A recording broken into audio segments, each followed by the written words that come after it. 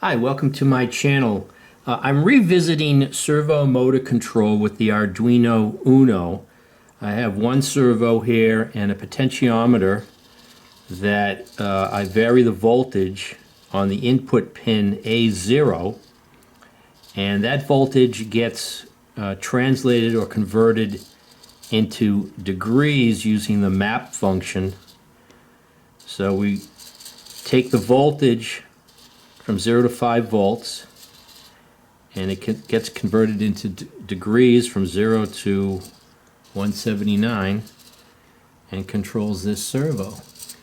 So what I wanted to do is add a second potentiometer and a second servo motor, and I thought I'd just double up on the circuit and have a second potentiometer that applies a voltage from 0 to 5 volts to the second input, A1, and then just define another one of these pulse width modulated output pins.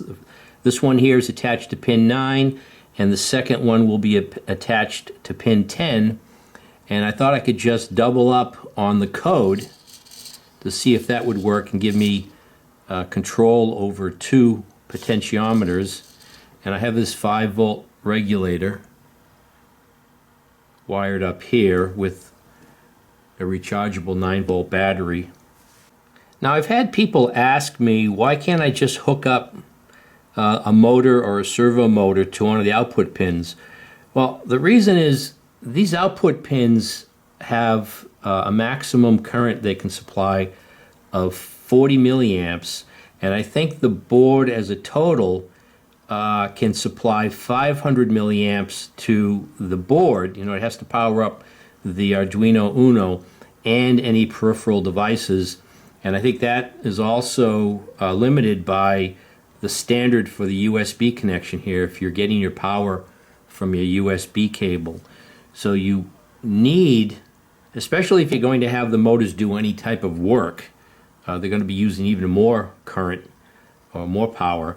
You need to supplement the power supply for driving your motors.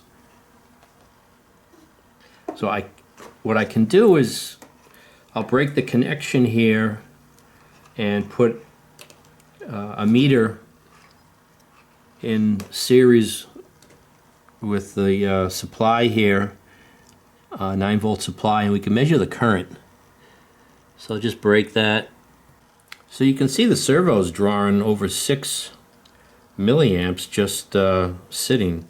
So if I turn this potentiometer, you can see there it spikes. So I have it on a 20 milliamp setting here. If we go up to 200 milliamp range, you can see the current there jumping around. So if I try to do a nice slow adjustment on the voltage, the servo responds in a nice slow linear manner and it stays under 20 milliamps. But if I do some quick adjustments on the voltage, you can see you get some spikes there. So that's why you need a supplemental power supply for a servo or a motor. The Arduino is supposed to be the brains of the operation, not the brawn, not the muscle. Just to supply the control signals to your project. So let me disconnect this now and get back to square one. Okay, so we can look at the code real quick for controlling a single servo. We can review that again real quick. Okay, so the first thing we have to do is import the servo library with this include servo.h, and here we're creating two named constants, one called servo, and it's connected to pin 9, which is a pulse width modulated output pin on the Arduino, and here we have another one called pot equal to 0, and that's connected to the analog pin 0 on the Arduino. And here with servo, my servo, we're creating a named instance of the servo library called my servo, And whenever we call my servo, it'll have all the functions and capabilities of the servo library available to it. And here we initialize a variable called val equal to 0, and that will be storing initially our analog measurement from the potentiometer. It's looking at the analog pin 0. So now we're attaching pin 9 to my servo. And remember, servo equals pin 9, so that's the pulse width modulated output pin. So now in this loop, we're actually going to measure the voltage that appears on pin 0 on the Arduino. That's the voltage that will vary with the potentiometer. So we do an analog read pot, which is attached to pin 0 or associated with pin 0, gets stored in the variable val, and then we're going to rescale that voltage. You recall that the analog input voltage then gets converted into digital form by an analog to digital converter in the Arduino. And so we take val and we're going to split it up into 0 to 1023 unique digital pieces, and then we're going to rescale that to degrees from 0 to 179, which is what we use to control the range of motion that the servo has. So then we use myservo.write. So this result gets stored back into val. So then we do a digital write with that value. So that value there, val will be anywhere from 0 to 179, depending on what the input voltage is at that particular moment.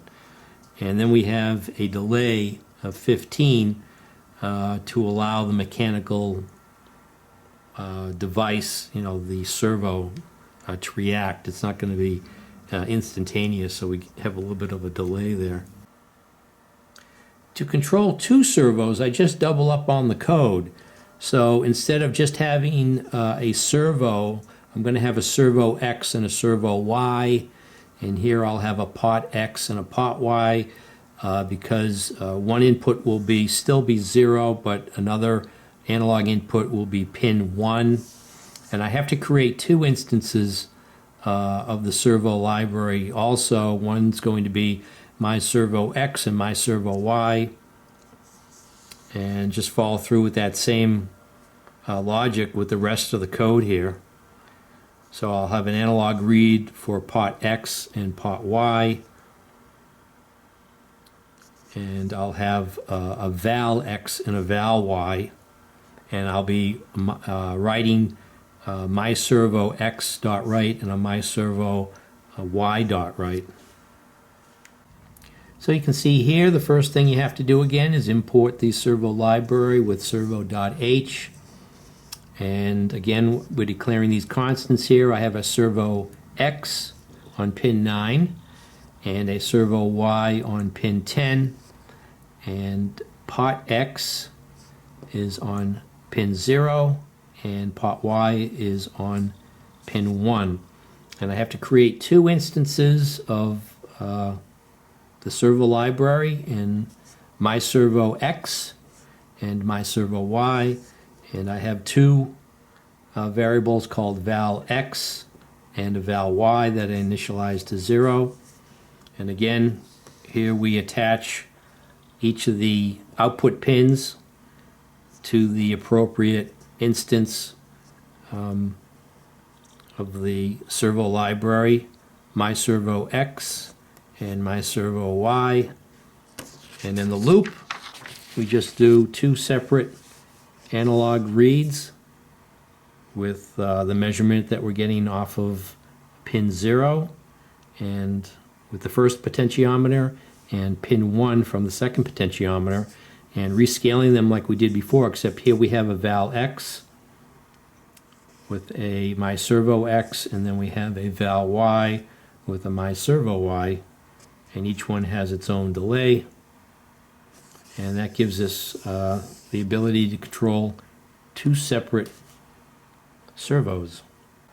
So let's hook up the second potentiometer and servo. So now I have the additional servo and potentiometer hooked up, and I've uploaded the new sketch. And you can see here I've got control of this servo on the right and the second servo on the left here.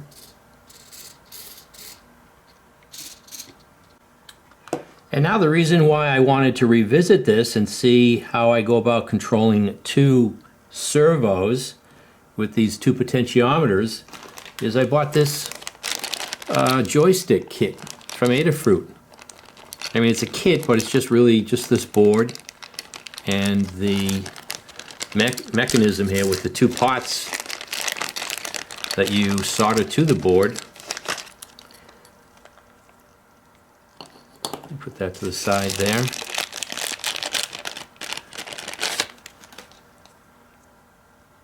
And this knob here.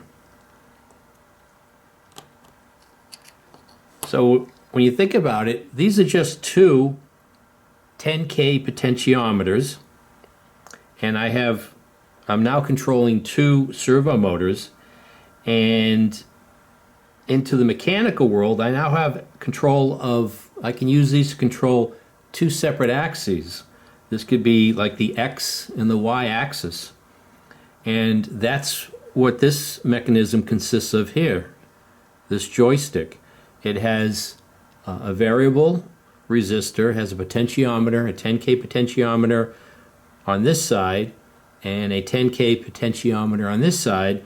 And mechanically, when you move this motion gets translated into a certain percentage of movement on this 10K resistor.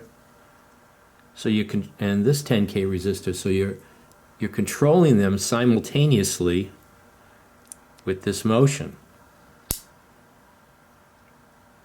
So now I can replace these two potentiometers with this joystick, and with this single mechanism control the motion of these two servos.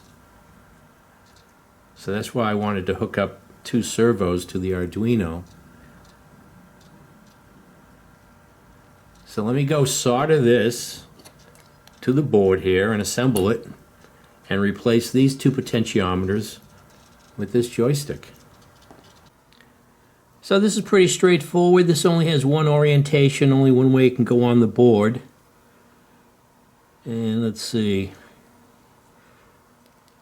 So this just gets pressed on there. Make sure it's flush. And that's it. Just have to solder all those leads there.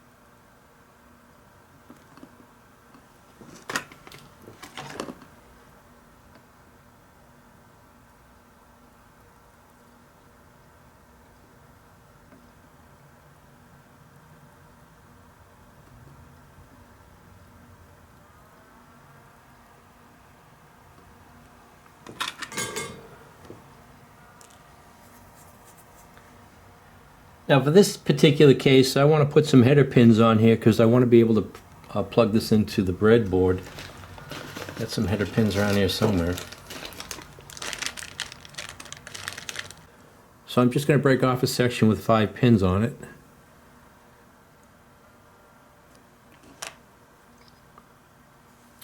So I've got this, and this is the bottom.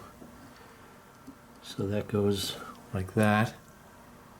And I have to solder it from the other side.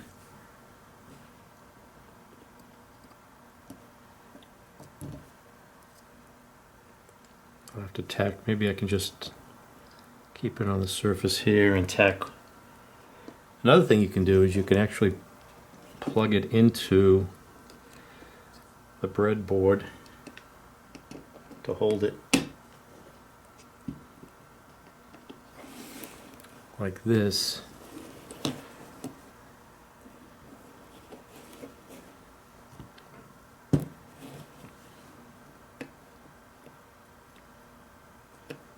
Maybe I can prop something. It's still a little bit at an angle, so if I prop a little bit under this side here, that's about right.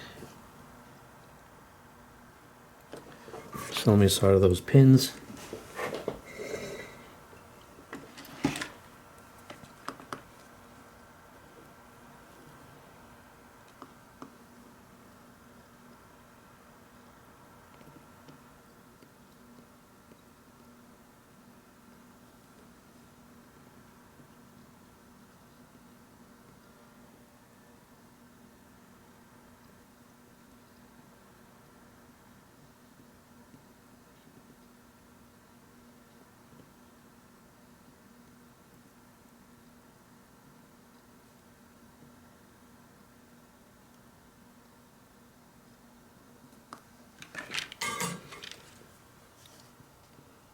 Make sure there's no solder bridges.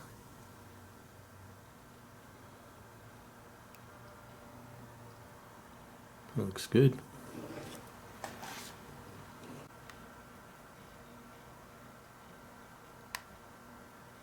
So now I just press this handle on. Just a pressure fit. That's it.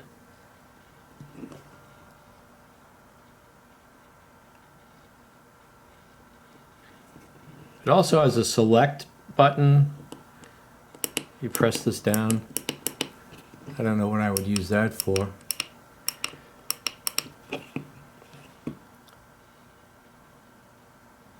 Or to interact with the clicking of something on the computer screen if you're using the serial port communication through the USB.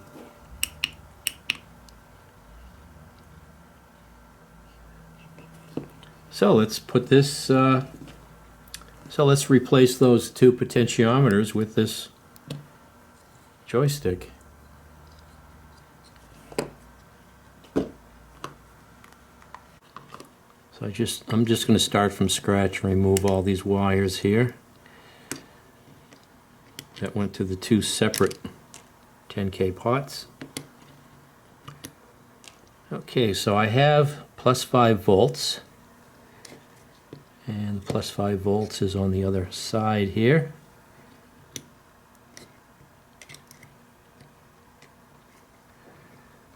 And it goes to here. That's the plus 5. And the ground is on the other side, which is right here.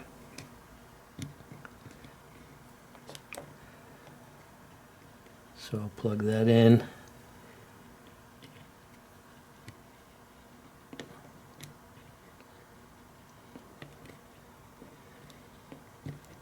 That's the ground. And whatever I want to call the Y out and the X out.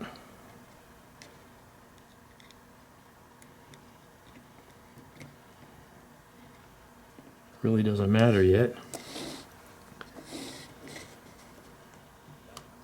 So you can see I've replaced the 2 separate 10K pots. with two 10K pots that are a part of this joystick.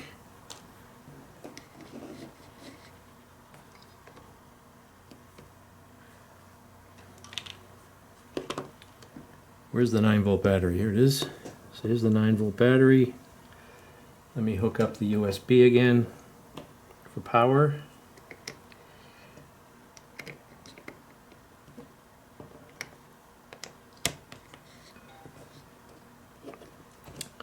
And the 9-volt battery.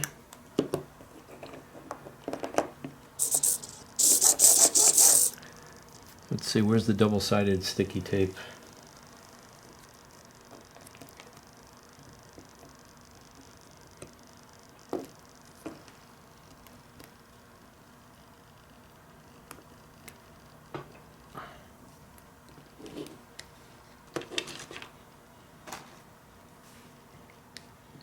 Okay, so with the same code, we now have control with the joystick of two servos, which we can use for an X and a Y axis.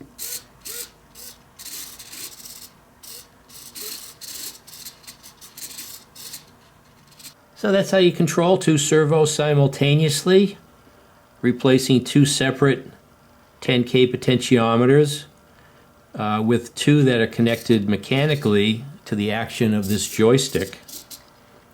And we'll end the video here so it doesn't go on too long, but in the next video I hope to attach these two servos to a pan and tilt kit that will then allow us to translate the motion of this joystick controlling these two servos into a pan and tilt motion. So thanks for watching. If you like this video, feel free to subscribe, like, and or comment. And I'll see you next video. Thanks for watching.